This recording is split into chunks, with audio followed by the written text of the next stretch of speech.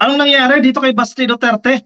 Abay, nag-sorry. O yan, nag-sorry kay Amy Marcos dahil sa nasabi nila, sa nasabi ng kanyang tatay at nasabi niya doon sa kanilang One Nation, One Opposition rally dyan po sa Davao City. Bakit hindi na lang pinanindigan? Bakit nag-sorry pa? Ano ibig sabihin? Na-realize ba niya na mali yung ginawa niya? Na mali yung ginawa ng kanyang pamilya? Ayan. Nag-apologize po itong si Baste Duterte, ang kasalukuyan pong mayor, kasalukuyan pong alkalde ng Davao City. Ang problema, nagsorry siya dito kay Amy Marcos, na kaalyado nila, di ba, Coffee? At itong si Amy Marcos sa kanyang press conference kanina, ano pa, parang apologetic din siya, no? So, parang gusto niyang palabasin na naiintindihan niya itong mga Duterte dahil kumbaga bugso lang daw yan ng damdamin kasi ipapakulong daw si Duterte at si Vice President Sara Duterte. Kaya yun lang daw po yung naging reaksyon ni Baste. So sino ba dapat yung mag-sorry dito? Si Baste o si Amy Marcos? Anyway, nasa balita po ng Philstar Global, Baste apologizes for resignation call. Kasi sino ba naman ang maglalakas ng loob na pag-resign din itong si PBBM? Buti kung tamad ito. Buti kung hindi nagtatrabaho si PBBM. Ayan. At gusto niya mag-resign si PBBM.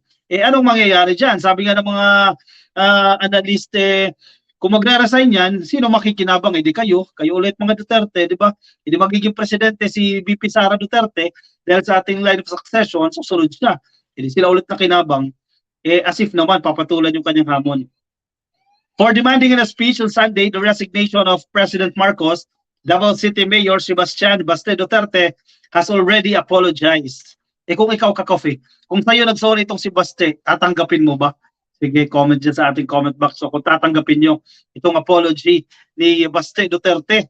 According to Senator Amy Marcos, who dismissed his outburst as one spawned by fear of the possible arrest of his father and sister by the International Criminal Court. Feeling ko, ito yung kinakatakot talaga nila. Ito yung main point Kasi di ba may nabali-balita na anytime daw pwedeng arestuhin na itong si dating Presidente Duterte, no? At nadamay pa nga raw itong si Vice President Sara Duterte, no? Dahil inalaw itong Oplan Tokhang dyan sa kanyang lungsod, doon siya po alkalde pa ng Davao City. So yan yung feeling kong pinaka-major problem nila pinaka nag-udyok sa kanila na mag-conduct nitong prayer rally, itong One Nation, One Opposition na ito dahil kinabahan sila dito na baka anytime na maaresto na lang sila ng ICC.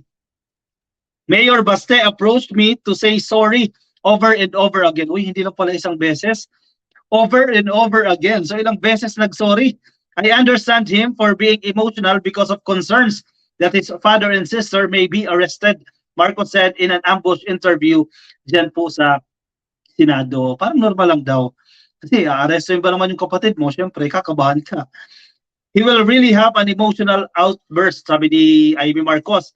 Asked by reporters about the Duterte patriarchs calling her brother a drug addict, the senator just shrugged it off.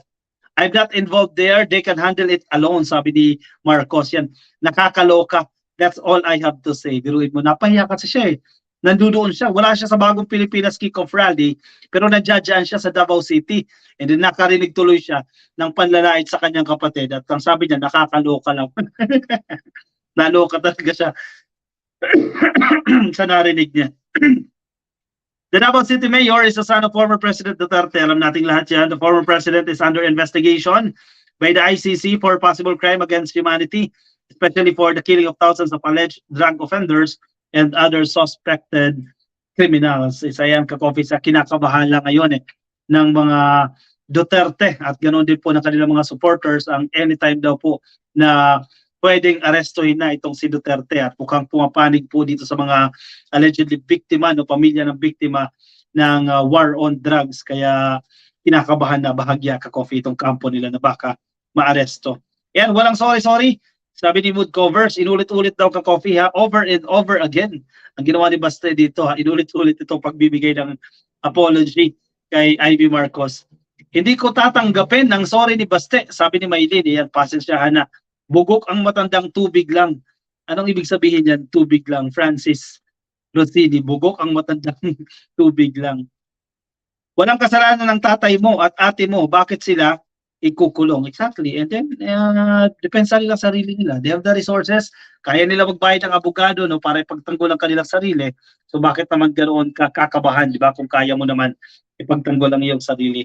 Daming naka-hide na comment, sabi ni Zerp, Zayo Gouge, paano ba na-hide yung mga comment dyan? Siguro dahil sa filter, no, mukhang offensive siguro yung comment, kaya na-hide yan. Pero hindi ko siya hina-hide, no, kahit ano binabasa natin dyan. Si Marikit, ang ingay ng mga Duterte, sila ang nanggugulo sa Pinas, takaw na takaw sa kapangyarihan. Hindi maghintay eh. Takbo sa pagkasenador, malay mo, di ba? Maging Senate President, di tataas ulit ang kapangyarihan, di ba? Kung kaya pa ng katawan. Pero si Duterte na mismo ang nagsabi, hindi na kaya ng kanyang katawan, medyo mahina na ito di ba? Kasi nag-file nga ito ng candidacy, tatakbo sa pagkasenador. Pero hindi naman tumuloy noong 2022 dahil sa kanyang kalusugan. So, pahinga na, di ba? Enjoy na ang retirement. Marami ng pera maraming naipon na di magpahinga na. Huwag nang pagurin ang sarili. Nilda Galvez, bangag din siguro kung ano-ano ang pinagsasasabi. George Eligado Santos, bakit kay Amy Duterte siya nag-sorry? Dapat kay PBBM siya mag-sorry. I don't think gagawin nila yan. Kay PBBM mag-apology, no? Kay Amy Marcos, kasi nandiyan siya during that event Mood covers, wag na siya maghangad dahil talo lang siya. Sabi ni Mood covers, kaya malalaman kung may nag-exist pa rin po itong Duterte power, no? O Duterte magic pagsapit po ng 2025 elections. Kasi tumalab yan noong 2019 di ba? Marami sa kanyang, halos lahat ng kanyang inendorso, inanalo. Tingnan natin kung tatalab ulit yung Duterte magic pagsapit po ng 2025 elections. Sige, antabay tayo ka-coffee ko ano mangyayari dyan. Anyway, sige, kung nasa Facebook po kayo, di pa kayo naka-follow, di pa kayo naka-subscribe or naka-like sa ating Facebook page, patuloy na lang, click lang po yung like or follow. At kung nasa YouTube po kayo, click lang po ang subscribe. Yung nasa TikTok, nakikinig sa atin sa TikTok ngayon, yan, nasa TikTok din po tayo. Medyo marami tayong viewers 26,000 viewers. Nasa TikTok, hello sa inyo ka-coffee, click lang po yung follow dyan sa TikTok. Pasensya na kayo, hindi ko lahat nami-mention dyan sa TikTok hindi ko lahat nababasa there. Hindi pa tayo masyadong familiar kung paano nagwo-work itong TikTok, no? Pero happy viewing po sa inyo. At maging sa mga bashers natin, happy viewing din po sa inyo. Baka hindi pa kayo naka-follow, hindi pa kayo naka-like, follow na rin po kayo para updated kayo sa mga kaganapang political, kasama ng mga bashers, nasaan man po kayo ngayon. At TV My Life, kulang sa pansin yan, bakit naggugulo?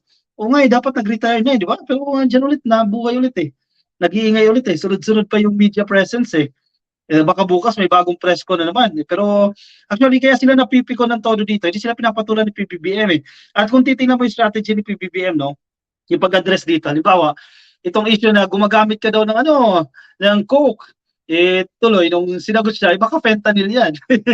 Hindi napahiya sila dito sa response ni PBBM, di ba? Medyo slight lang ito pero may konting dating, may patama itong naging dating, kaya mas lalong napipiko itong mga ito Lynn Bingcalo, hi ka-coffee, mapapanood kita ngayon, wala na akong pasok, next week ulit pasok ko. Next naman, nabiruin mo day off, manonood sa atin, hello po sa inyo.